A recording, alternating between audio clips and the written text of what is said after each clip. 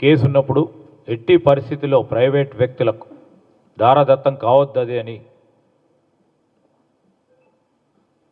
ప్రభుత్వం తరఫున సుప్రీంకోర్టులో పోరాటం చేస్తే స్పష్టంగా సుప్రీంకోర్టు ఇది సుప్రీంకోర్టు ఇచ్చిన తీర్పు, ఇది ప్రభుత్వ భూమి అని ఇవ్వటం అందరికి కూడా తెలుసు. దాని తదుపరి వారు కృత్రిమ మేధను ఉపయోగించుకొని ఏ విధమైన దుష్ప్రచారం చేశారో నేను ఒక 2 సంఘటనలను మరి మీ ద్వారా తెలంగాణ ప్రజలకు కానీ యావత్ దేశానికి సంబంధించిన ప్రజలకు కానీ మా విశ్వవిద్యాలయానికి సంబంధించిన విద్యార్థి సోదరులకు సోదరిమణులకు చూపెట్టదలుచుకున్నాం. ఆ క్రమంలో నేను ఈరోజు ఒకటి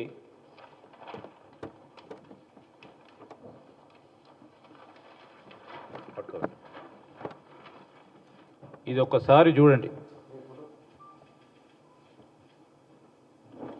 ఇది ఎన్ఆర్ఎస్ఐ హాస్టల్ సమీపంలో ఉన్నప్పుడు హాస్టల్ అటువైపు ఉన్న హాస్టల్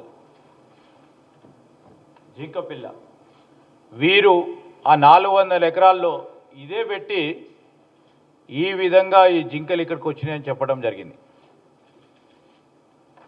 రెండవది,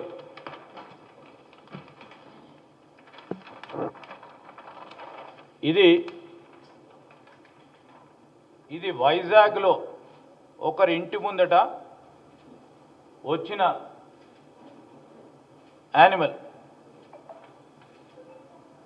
ఈ విధంగా వస్తే ఇది హెచ్యు బయోడైవర్సిటీకి సంబంధించి ఈ విధంగా ముందుకొచ్చి చూపెట్టిన వైనం మొత్తం ప్రపంచవ్యాప్తంగా దుష్ప్రచారంతో సోషల్ మీడియాను ఉపయోగించుకొని ఏ విధంగా దుష్ప్రచారం చేసిన ఇది వైజాగ్కు సంబంధించి ఇది విశాఖపట్నంలో కమలికొండ దగ్గరలో వన్యప్రాణుల సంరక్షణ ప్రాంతంలో బయటికి వచ్చింది.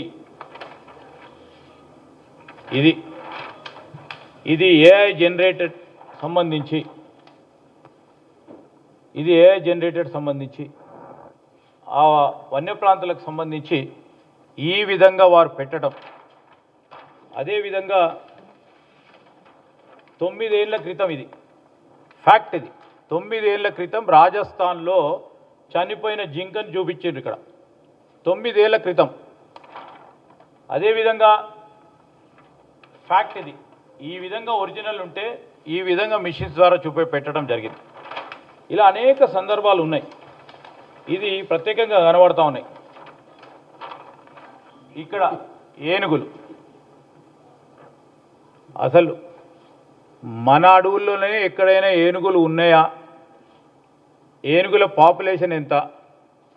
ఈరోజు ఇక్కడ ఏనుగులు చూపెట్టినరు. ఇదంతా కూడా యానిమేటెడ్ ఈ విధమైన స్పష్టంగా కనబడుతూ ఉన్నాయి. ఈ మిషన్ ముందట ఏనుగు, అసలు ఏనుగు అనేది హెచ్యు ల్యాండ్స్ సంబంధించి పరిసరాల ప్రాంతంలో ఉంటే తెలియకుండా ఉంటుందా?